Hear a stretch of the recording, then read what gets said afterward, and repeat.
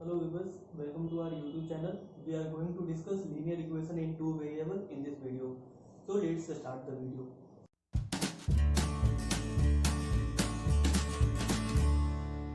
First of all हम लोग जानेंगे कि लीनियर इक्वेशन होता क्या है। तो वैसा इक्वेशन जिसमें वेरिएबल का पावर 1 उसको हम लोग लीनियर इक्वेशन बोलेंगे। For example 5x + 4 = 0। इसमें वेरिएबल हमारा x है और इसका पावर 1 है, इसलिए ये इक्वेशन जो है वो लीनियर इक्वेशन है। ठीक है, इसमें नंबर ऑफ वेरिएबल 1 है, इसलिए ये linear equation in one variable हुआ। ठीक है, इसी में अगर हम लोग दो वेरिएबल देते हैं 5x + 4y + 8 = 0, यहाँ पे हमारे वेरिएबल्स कितने हैं? तो दो हैं, x एंड y, इसलिए ये हमारा जो इक्वेशन है linear equation in two variable हुआ। ठीक है, इसमें यहाँ पे x का भी पावर 1 है और y का भी पावर 1 है। अगर हम लोग linear equation in two variables का बात करें, हम लोग चूंकि linear equation in two variables पढ़ रहे हैं, इसलिए हम लोग linear equation in two variables का बात करेंगे। ठीक है, इसका जनरल इक्वेशन होता है ax + by + c = 0। ये जो हमारा है वो जनरल इक्वेशन है। ठीक है, where a is not equal to 0 and b is also not equal to 0 होना चाहिए। ठीक है, हमारा इसमें a और b का जो वैल्यू होता है वो 0 नहीं होना चाहिए। अगर क्या होगा, अगर a का वैल्यू 0 हो जाए, ठीक है, उस केस में क्या होगा, अगर a का वैल्यू हम लोग 0 प्रूव कर देते हो तो 0 × x + by + c = 0, यानी कि ये वाला पूरा टर्म जो हमारा होगा वो 0 हो जाएगा। ठीक है, तो ये हमारा दो वेरिएबल रहेगा नहीं, वो सिंगल वेरिएबल का क्वेश्चन बन जाएगा। ठीक है, इसलिए यहाँ पे a और b का जो वैल्यू है वो 0 नहीं होना चाहिए। इस पे बेस्ड कुछ एग्जांपल्स हम लोग लेते हैं। For example linear equation in two variable का बात करेंगे हम लोग, तो 5x + 8y + 4 = 0। अनदर एग्जांपल लेंगे √2x + √3y = 8, लाइक समथिंग। और भी बहुत सारे इस पे एग्जांपल्स हो सकते हैं, बट हम लोग एक या दो एग्जांपल का बात करेंगे, तो ये इसके एग्जांपल्स हो सकते हैं। यहाँ पे ध्यान ये देना है कि हमारा x जो है वो रूट के अंदर में नहीं है, x जो है वो रूट से बाहर है, y भी रूट से बाहर होना चाहिए। ठीक है, तभी ये लीनियर इक्वेशन होगा, अदरवाइज ये लीनियर इक्वेशन नहीं रहेगा। अब हम लोग बात करेंगे सॉल्यूशन ऑफ लीनियर इक्वेशन की। सॉल्यूशन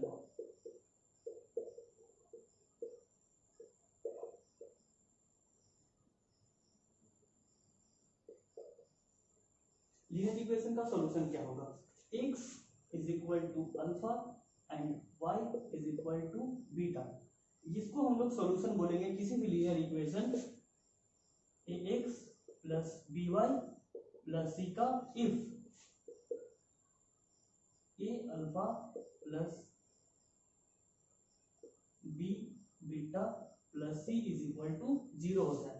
कोई भी हम लोग लीनियर इक्वेशन लेते हैं ax + by + c = 0, इसमें हम लोग x का वैल्यू अगर अल्फा पुट करते हैं, x का वैल्यू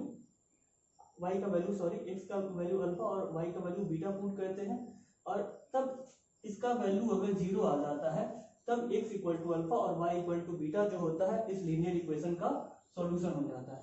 ठीक है, फॉर एग्जांपल हम लोग देखते हैं 5x + 3y = 90।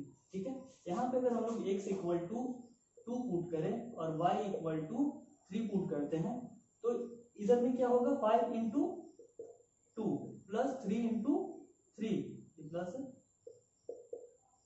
= 90। यहाँ पे 10 + 9 = 90। यहाँ पे LHS और RHS इक्वल आ रहा है। ठीक है, इसलिए x = 2 और y = 3 जो होगा हमारा इस इक्वेशन का सॉल्यूशन हो जाएगा। अगर LHS और RHS इक्वल नहीं आएगा तो इस इक्वेशन को हम लोग, मतलब इसके जो वैल्यूज होंगे उसको हम लोग सॉल्यूशन नहीं बोल सकते हैं।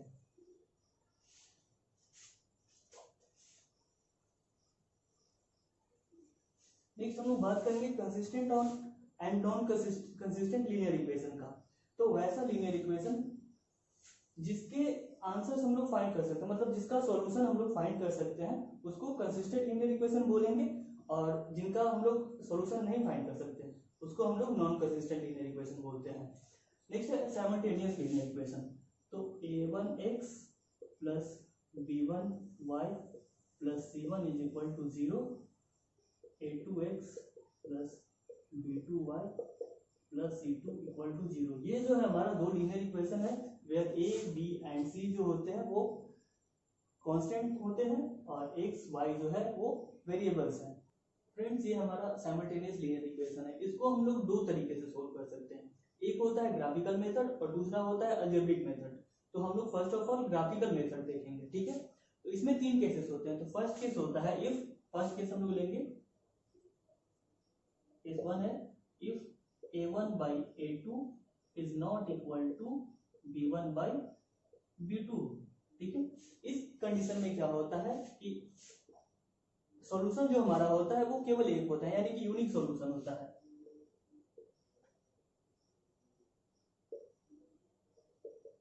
यूनिक सॉल्यूशन होता है। फॉर एग्जांपल हम लोग देख सकते हैं 3x plus 2y is equal to 4, 5x plus 7y is equal to 6, ठीक है। यहाँ पे a1 क्या है, a1 के जगह पे 3 है, b1 के जगह पे 2 है, ऐसे ही a2 के जगह पे 5 है और हमारा b2 के जगह पे 7, ठीक है। a1 बाई a2 करते हैं हम लोग, 3 बाई 5, 2 बाई 7। ये दोनों इक्वल है क्या? ये दोनों इक्वल नहीं है। तो इस कंडीशन में क्या होगा, हमारा केवल एक सॉल्यूशन होगा। और इसका ग्राफ कैसे बनेगा, मान लीजिए ये दोनों एक्स और वाई एक्सिस है, ठीक है। तो इन दोनों के अगर हम लोग ग्राफ बनाएंगे तो ये दोनों स्ट्रेट लाइन का ग्राफ होगा, ठीक है। और दोनों एक दूसरे को किसी न किसी एक डिस्टिंक्ट पॉइंट पे कट करेगा, एक और केवल एक ही पॉइंट पे कट करेगा, ठीक है। तो ये होता है हमारा फर्स्ट केस। अब हम लोग सेकंड केस की बात करेंगे।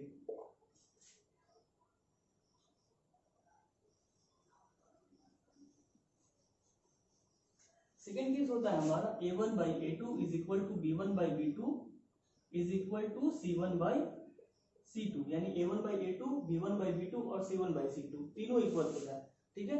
ये जो होता है सेकंड कंडीशन है और इसमें इनफाइनाइटली मेनी सॉल्यूशन होता है।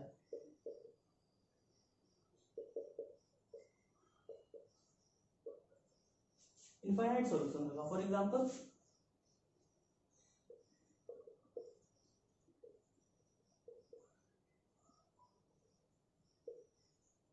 x plus 2y equal to 6 and 2x plus 4y is equal to 12। यहाँ पे अगर हम लोग a1 बाई a2 करते हैं तो a1 की जगह पे इसका कोफिशिएंट 1 है, तो 1 बाई 2 और इधर 2 बाई 4, इधर 6 बाई 12।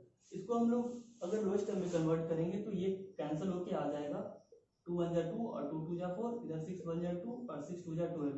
ये यहाँ पे 1 by 2 is equal to 1 by 2 is equal to 1 by 2, यानी कि a1 by a2 is equal to b1 by b2 is equal to c1 by c2। अब हम लोग इसका ग्राफ देखते हैं, ग्राफ कैसा होगा इसका।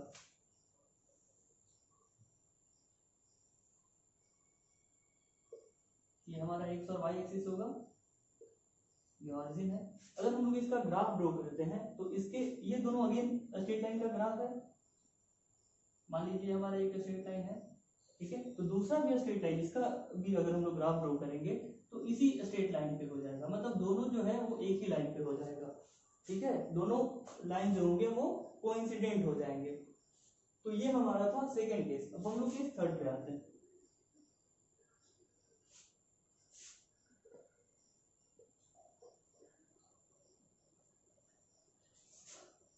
केस थर्ड हमारा है कि a1 by a2 is equal to b1 by b2 होगा but is not equal to c1 by c2 होगा। a1 by a2 b1 by b2 के इक्वल होगा बट c1 बाई c2 के इक्वल नहीं होगा। इस कंडीशन में क्या होगा कि इसका कोई सॉल्यूशन नहीं होगा। फॉर एग्जांपल देखते हैं हम लोग,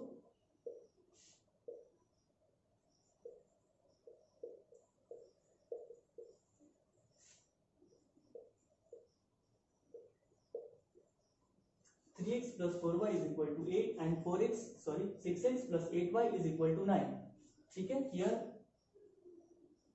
a1 बाई a2 करेंगे तो उसका वैल्यू 3 बाई 6 आएगा, b1 बाई b2 का value 4 by 8 and c1 by c2 का वैल्यू 8 बाई 9 आएगा। अगर इसको हम लोग लोएस्ट टर्म में कन्वर्ट करेंगे तो 3 1 जा 3, 3 2 जा 6, इधर 4 1 जा 4 एंड 4 2 जा 8। बट इसको हम लोग लोएस्ट टर्म में कन्वर्ट नहीं कर सकते। तो यहाँ पे क्या है कि 1/2 is equal to 1/2 but is not equal to 8/9 आता है। इस कंडीशन में क्या होगा, इसका कोई भी सॉल्यूशन नहीं होगा। ठीक है, इसका अगर हम लोग ग्राफ ड्रॉ करेंगे तो कैसे ड्रॉ होगा, इसमें जो लाइंस होंगे वो एक दूसरे के पैरेलल हो जाएंगे। मतलब ये एक दूसरे को कभी भी इंटरसेक्ट करेगा ही नहीं। जब एक दूसरे को कहीं भी इंटरसेक्ट नहीं करेगा मतलब इसका कोई भी सॉल्यूशन नहीं होगा। अब हम लोग ग्राफिकल मेथड पे बेस्ड कुछ क्वेश्चन देखते हैं। तो इसके लिए दो इक्वेशन चाहिए हमें। तो एक इक्वेशन लेते हैं 4x minus 5y equal to -16। Another equation लेते हैं हम लोग 2x plus y is equal to 6। तो ये हमारे दो इक्वेशंस है। ठीक है, हम लोग फर्स्ट इक्वेशन के लिए पहले सोल्व करेंगे। इसके लिए क्या करते हैं हम लोग, एक बॉक्स बना देते हैं।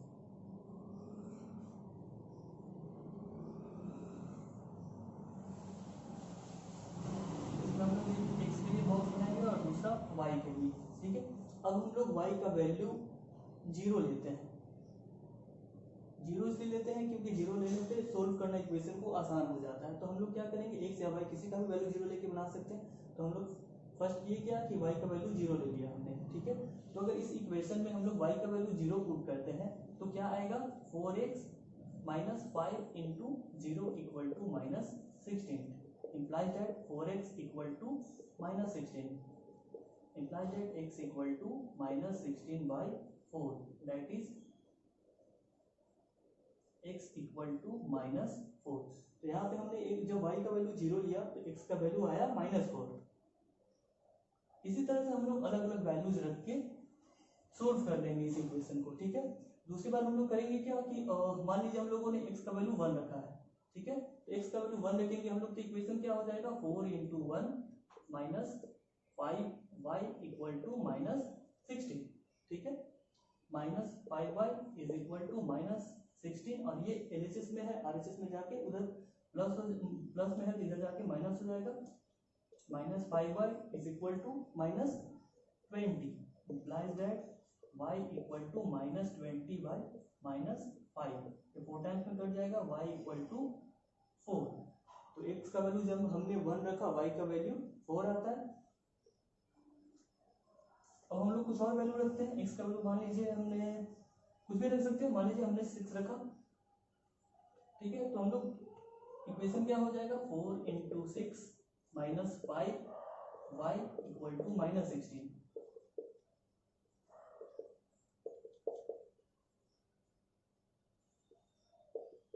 -5y is equal to -40 implies that y equal to -40 upon -5। ये कैंसिल होके 8 आएगा। y का वैल्यू आता है 8, यानी हमने जब x का वैल्यू 6 रखा, y का वैल्यू आया 8। ठीक है, तो इस तरह से हम लोग सोल्व कर लेते हैं। ये हमने इक्वेशन 1 के लिए सोल्व किया था। अब इसी तरह से हम लोग इक्वेशन सेकंड के लिए भी सोल्व करेंगे। इस तरह से एक बॉक्स बनाएंगे।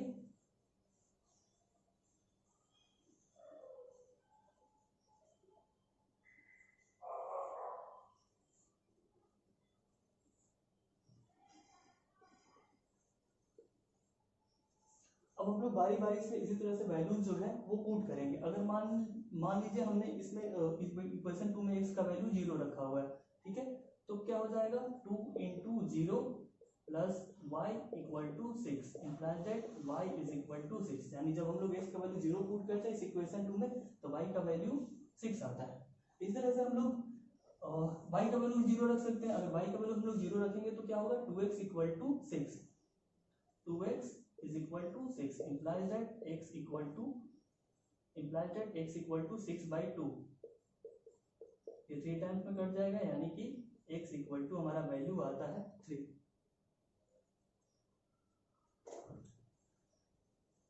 कुछ और वैल्यू रख के हम लोग देख सकते हैं। तो हम मान लीजिए x का वैल्यू इस बार 2 रखते हैं। ठीक है, तब क्या हो जाएगा, 2 × 2 plus y is equal to 6। यहाँ से हम लोग को y का वैल्यू मिलता है 6 - 4, यानी y इक्वल टू 2। तो ये हमारे दो वैल्यूज मिले जो कि पॉइंट्स होते हैं। अब हम लोग इसका ग्राफ देखेंगे, ये दो पॉइंट्स मिलते हैं, इसका ग्राफ कैसे बनेगा।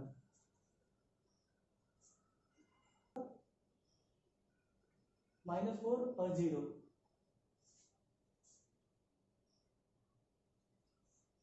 -4 हमारा x कोऑर्डिनेट है, तो यहाँ पे -4 है, और 0 ये y पे, मतलब x एक्सिस पे y कोऑर्डिनेट 0 होता है, यानी कि -4 और 0 पॉइंट हमारा ये वाला हो जाएगा, इसको मैंने मार्क कर लिया। दूसरा है 1 और 4, यानी कि x पे 1 और y एक्सिस पे 4, ठीक है। तो कुछ इस तरह से आएगा, यानी ये वाला पॉइंट हो जाएगा हमारा, ठीक है। इसी तरह से हम लोग को x एक्सिस पे 6 चाहिए और y एक्सिस पे 8, यानी x एक्सिस पे 6 है यहाँ पे और y पे 8, ठीक है। तो कुछ यूं आएगा,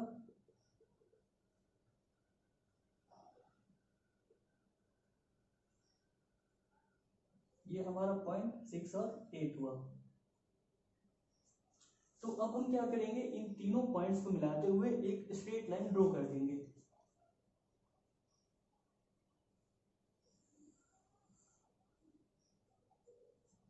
ये हमारा जो स्ट्रेट लाइन हुआ, इसका इक्वेशन था 4x - 5y = -16। यहाँ पे हम लोग लिख देते हैं 4x - 5y = -16। इसी तरह से हम लोग क्या करेंगे, दूसरा वाला जो पॉइंट्स मिला है, दूसरे वाले इक्वेशन का जो पॉइंट्स मिला है, उसको लेके भी हम लोग एक स्ट्रेट लाइन ड्रॉ कर देंगे।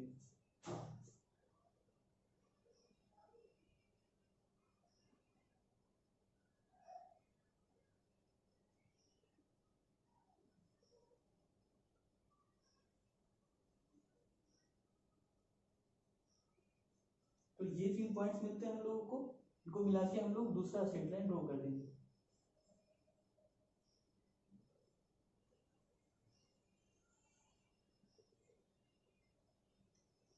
ये हमारा दूसरा वाला स्ट्रेट लाइन है, इसका इक्वेशन था 2x + y =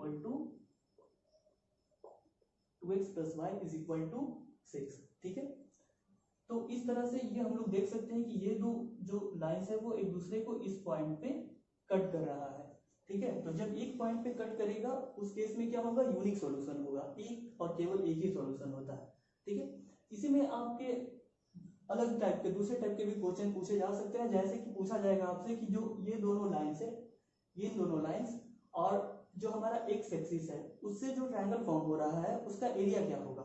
जैसे यहाँ पे अगर हम लोग इन दोनों लाइंस को देखते हैं तो ये है, इससे ट्रायंगल फॉर्म हो रहा है, एक्स एक्सिस, ये वाला एक्स एक्सिस और ये दोनों लाइंस, यानी कि ये वाला ट्रायंगल, इसका एरिया आपसे पूछा जा सकता है। या कभी हो सकता है कि वाई एक्सिस से भी पूछ दे कि वाई एक्सिस और इन दोनों लाइन जो है उनसे जो ट्रायंगल फॉर्म हो रहा है, तो उस केस में ये वाला ट्रायंगल हो जाएगा, ठीक है। फिलहाल हम लोग बात करेंगे एक्स एक्सिस और इन दोनों लाइन से जो ट्रायंगल फॉर्म हो रहा है उसका एरिया क्या होगा, ठीक है। इसके लिए हम लोगों को पता है कि एरिया ऑफ ट्रायंगल क्या होता है, area of triangle equal to होता है 1/2 इंटू बेस इंटू हाइट, ठीक है। तो यहाँ पे बेस क्या होगा, -4 और यहाँ पे 3, यानी कि हम लोग यहाँ से यहाँ तक लेते हैं तो 4 यूनिट और यहाँ से यहाँ तक 3 यूनिट, तो बेस हमारा 7 यूनिट हो जाएगा, 1/2 इंटू 7। लेंथ कभी भी निगेटिव नहीं होता, इसलिए हम लोगों ने इसको निगेटिवली कंसीडर नहीं करना, इसको पॉजिटिवली कंसीडर करना है, ठीक है। तो ये बेस हमारा 7 यूनिट हो गया और हाइट यहाँ पे 4 यूनिट है इंटू 4, ठीक है। हम लोग सोल्व कर लेंगे इसको, 14 यूनिट्स। इस तरह से हम लोग इस क्वेश्चन को सोल्व कर सकते हैं। एक्चुअली ये एरिया हमेशा स्क्वायर यूनिट्स में आता है, तो ये 14 स्क्वायर यूनिट्स होगा।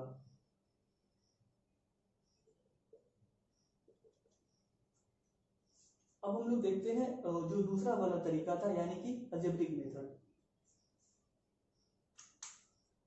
वो हम लोग अलजेब्रिक मेथड में 3 तरीके से सोल्व कर सकते हैं। फर्स्ट होता है सब्स्टिट्यूशन मेथड,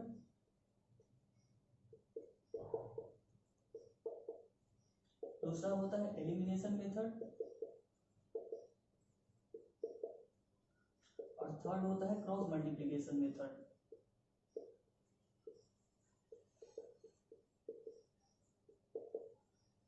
ये 3 मेथड्स है, तो हम लोग फर्स्ट सब्स्टिट्यूशन मेथड को देखेंगे।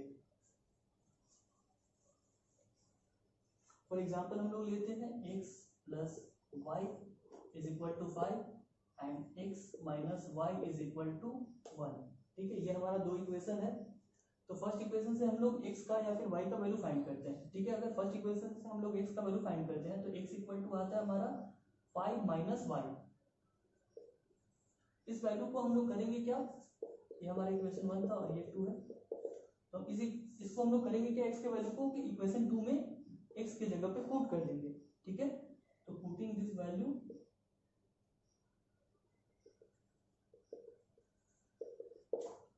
इक्वेशन 2 में हम लोग पुट करेंगे। ठीक है, तो 5 minus y is equal to होता है 1, तो 5 minus 2y equal to 1।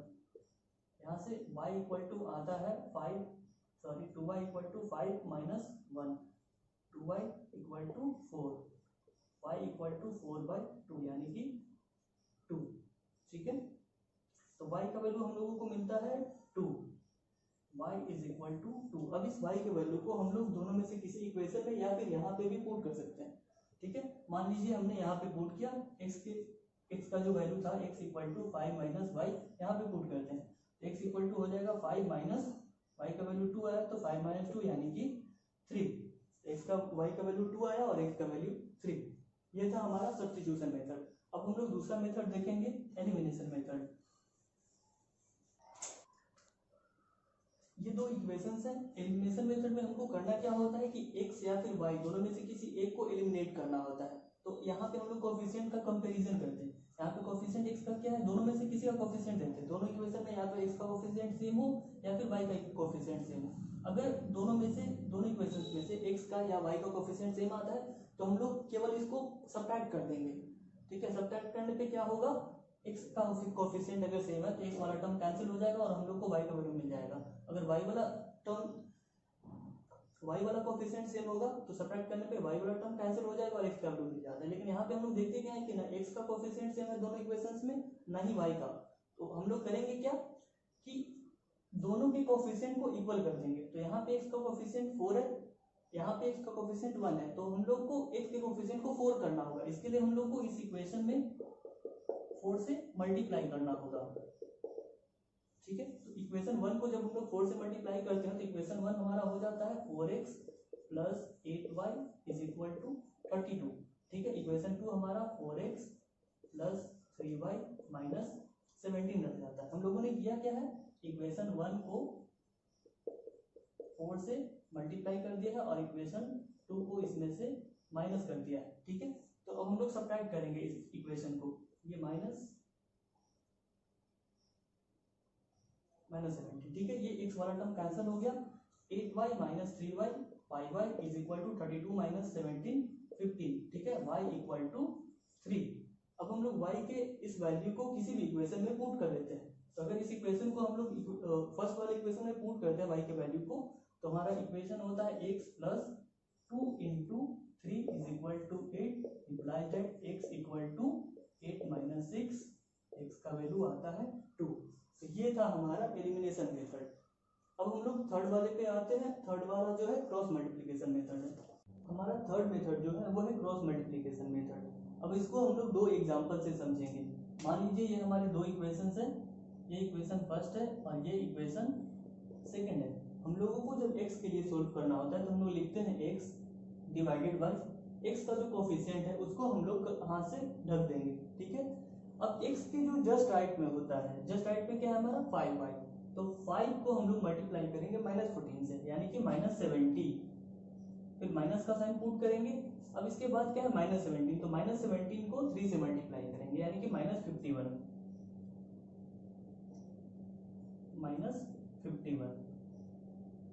Is equal to, again हम लोग y के लिए सोल्व करेंगे। जब y के लिए सोल्व करना होता है तो y वाले टर्म को कवर कर लेंगे। अब y वाले टर्म के जस्ट राइट में क्या है, तो कांस्टेंट टर्म है हमारा -17, तो -17 को मल्टीप्लाई करेंगे हम लोग 5 से यानी कि -85।